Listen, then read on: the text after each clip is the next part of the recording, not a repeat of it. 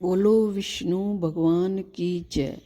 श्री राधा कृष्ण की जय। कार्तिक के महात्म्य अध्याय 9। इधर वृंदा ने स्वप्न में देखा उसका पति सारे शरीर में तेल लगाकर नंगा शरीर भैंसे पर सवार होकर दक्षिण दिशा की ओर प्रेतों के साथ जा रहा है। यह स्वप्न देख उसे बड़ी चिंता हुई और अटारी तथा गौशाला कहीं भी विश्राम नहीं मिला। तब वह एक वन में से दूसरे वन में चली गई। वहां वृंदा ने सिंह जैसे मुख वाले 2 राक्षस देखे। उन्हें देखते ही वे डर के मारे भागी। आगे जाकर उसके शिष्य सहित एक तपस्वी मुनि को देखा और उनसे अपनी रक्षा के लिए कहा। उसकी प्रार्थना पर मुनि ने अपनी एक हुंकार से उन राक्षसों को भगा दिया।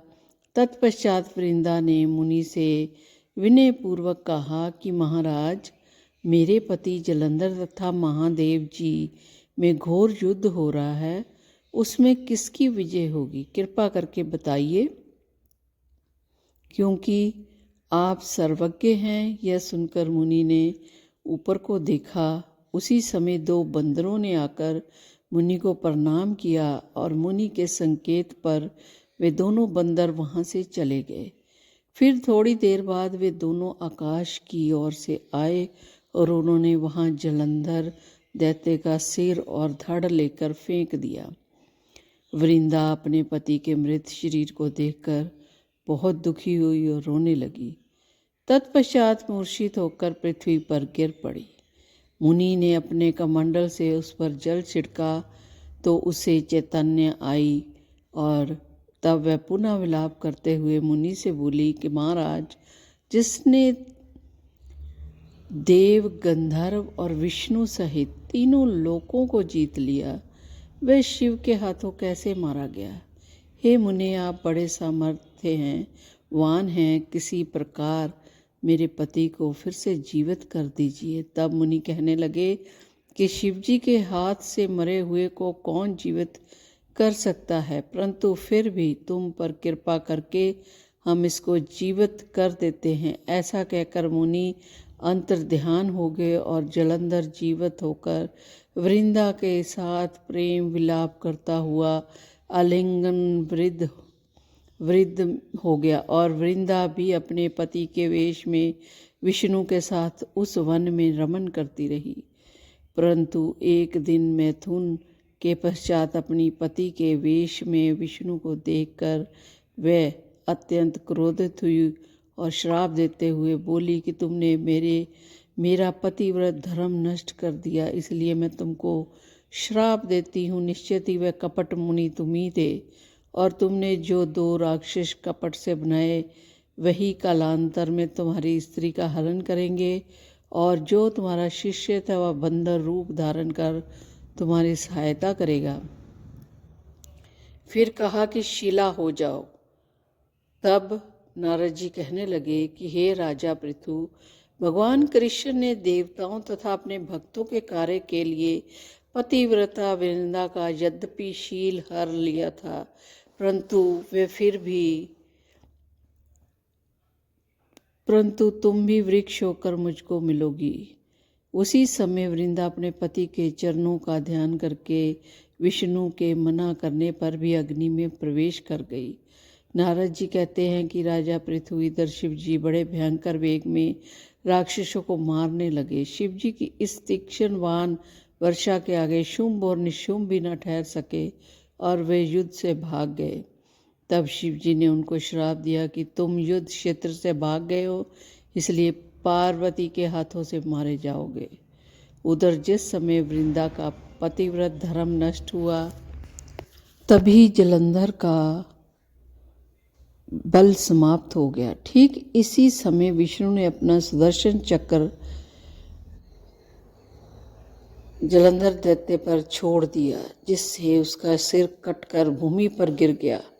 सिर और धड़ अलग होते ही जलंधर का तेज और उसके शरीर से निकल श्री शिव जी में तथा वृंदा का तेज भी पार्वती जी में समा गया। उधर विष्णु वृंदा की चिता से में लौटने लगे। तब सब देवताओं ने शिव जी की स्तुति की और कहा कि हे महाराज, जलंधर को मारकर आपने देवताओं का बड़ा उपकार किया है, परंतु कई महान अनर्थ हो रहे हैं, कृपा करके उसका भी कुछ उपाय कीजिए। भगवान विष्णु वृंदा के पतिव्रत धर्म से मोहित होकर लगातार उसकी चिता भस्म पर लौट रहे हैं और किसी प्रकार का विश्राम नहीं कर रहे हैं। तब शिव जी ने कहा कि देवताओं तब सब भगवान की योग माया की शरण में जाकर उनकी स्तुति करते हुए बोले, तुम्हारी माया को ब्रह्मादिक भी नहीं जानते। उस देवी को हमारा नमस्कार है जिसके भक्तगण अनादर तथा मोह को प्राप्त नहीं होते। ऐसी मूल प्रकृति को हम नमस्कार करते हैं। उस समय देवताओं ने एक तेज देखा और आकाशवाणी सुनी कि गौरी, लक्ष्मी और सरस्वती रजोगुण, सतोगुण और तमोगुण रूप में ही हैं। वही तीनों तुम्हारा कार्य सिद्ध करेंगी। उन देवियों की तुम आराधना करो। फिर उन तीनों देवियों के प्रकट होकर 3 बीज दिए और कहा कि इन तीनों बीजों को जहाँ विष्णु में जाकर बो दोगे, अपना कार्य सिद्ध करो। देवताओं ने तीनों बीज लेकर जाकर जहाँ पर वृंदा की चिता पर भगवान विष्णु लौट रहे थे जाकर बो दिए। उन तीनों बीजों से 3 वृक्ष उत्पन्न हुए। रजोगुण सरस्वती से आंवला, तमोगुण गौरी से तुलसी और सतोगुण लक्ष्मी से मालती हुई। श्री लक्ष्मी जी ने अपना बीज ईर्ष्या युक्त होकर दिया था, इसलिए मालती भगवान पूजा में निंदित है तथा आंवला और तुलसी भगवान को अति प्रिय हुए। इस प्रकार वृंदा वृक्ष होकर भगवान शालिग्राम से संयोग किया। इस कारण कार्तिक के उद्यापन में भगवान की पूजा तुलसी के मूल में होती है। नारद जी कहते हैं कि हे राजा पृथु, जिस घर में तुलसी का वृक्ष होता है उसमें यमदूत कभी नहीं आते। इसलिए जो तुलसी का वृक्ष घर में लगाते हैं वे यमपुरी में नहीं दिखते। नर्मदा तथा गंगा का जल और तुलसी का पूजन, यह तीनों क्राय बराबर हैं। मनुष्य तुलसी तथा आंवले की छाया में अपने पितरों का श्राद्ध करता है, उसके पितर मोक्ष को प्राप्त हो जाते हैं। नारद जी कहते हैं, राजा पृथ, तुलसी और आंवले का महात्म्य ब्रह्मा जी भी कहने में असमर्थ हैं। जो कोई इस कथा को पढ़ता अथवा सुनता है वो मोक्ष को प्राप्त हो जाता है। बोलो विष्णु भगवान की जय।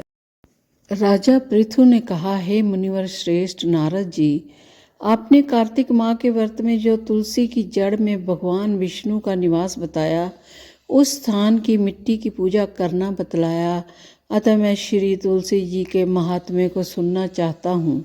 तुलसी जी ने कहा, और किस प्रकार उत्पन्न हुई? कहाँ और किस प्रकार उत्पन्न हुई? तुलसी जी यह बताने की कृपा करें। तो एक बार देवगुरु बृहस्पति और देवराज इंद्र भगवान शंकर का दर्शन करके कैलाश पर्वत की ओर चल पड़े। तब भगवान शंकर ने अपने भक्तों की परीक्षा लेने के लिए जटाधारी दिगंबर का रूप धारण कर उन दोनों के मार्ग में अवरोध उत्पन्न किया। यद्यपि वह तेजस्वी, शांत, लंबी भुजा और चौड़ी छाती वाले गौर वर्ण अपने विशाल नेत्रों से युक्त तथा सिर पर जटा धारण किए वैसे ही बैठे थे, तदपि उन भगवान शंकर को ना पहचान कर इंद्र ने उनका नाम व धाम आदि पूछते हुए कहा कि क्या भगवान शंकर अपने स्थान पर हैं या कहीं गए हुए हैं। इस पर तपस्वी रूपी भगवान शिव कुछ नहीं बोले। इंद्र को अपने त्रिलोकनाथ होने का गर्व था। उसी अहंकार के प्रभाव से वह चुप किसी प्रकार रह सकता था। उसने क्रोधित होते हुए उस तपस्वी को धड़क कर कहा, अरे मैंने तुमसे कुछ पूछा है, तू उसका उत्तर भी नहीं देता। मैं अभी तुझ पर वज्र का प्रहार करता हूँ और फिर देखता हूँ कौन तुझे दुर्मति की रक्षा करता है। इस प्रकार कहकर जैसे ही इंद्र ने उस जटाधारी दिगंबर को मारने के लिए हाथ में वज्र वैसे ही लिया, वैसे ही भगवान शिव ने वज्र सहित इंद्र का हाथ स्तंभित कर दिया और विकराल नेत्र कर उसे देखा। उस समय ऐसा प्रतीत हो रहा था कि वह दिगंबर प्रज्वलित हो उठा और अपने तेज से जला देगा। भुजाएं स्तंभित होने के कारण इंद्र दुखित होने के साथ साथ अत्यंत कुपित भी हो गया, परंतु उस जटाधारी दिगंबर को प्रज्वलित देखकर बृहस्पति जी ने उन्हें भगवान शंकर जानकर प्रणाम किया और दंडवत होकर उनकी स्तुति करने लगे। बृहस्पति भगवान शंकर से कहने लगे, हे दीनानाथ, हे महादेव, आपने अपने क्रोध को शांत कर लीजिए और इंद्र के इस अपराध को क्षमा कीजिए। बृहस्पति के यह वचन सुनकर भगवान शंकर ने गंभीर वाणी में कहा, मैं अपने नेत्रों से निकलते हुए क्रोध को किस प्रकार रोकूं? तब बृहस्पति देव ने कहा, भगवान, आप अपना भक्तसल नाम सार्थक करते हुए अपने भक्तों पर दया कीजिए। आप अपने इस तेज को अनंत स्थापित कीजिए और इंद्र का उद्धार कीजिए। तब भगवान शंकर गुरु बृहस्पति से बोले, मैं तुम्हारी स्तुति से अत्यंत प्रसन्न हूँ। तुमने इंद्र को जीवन दान दिलाया है।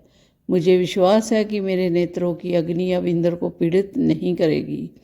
बृहस्पति से इस प्रकार कहकर भगवान शिव ने अपने मस्तक से निकाले हुए अग्निमय तेज को अपने हाथ में ले लिया और फिर उसे क्षीर सागर में डाल दिया। तत्पश्चात भगवान शंकर अंतर्ध्यान हो गए और इस प्रकार जिसको जो जानने की कामना थी उसे जानकर इंद्र तथा अपने अपने स्थान को चले गए। बोलो विष्णु भगवान की जय, राधा रानी की जय, कृष्ण भगवान की जय।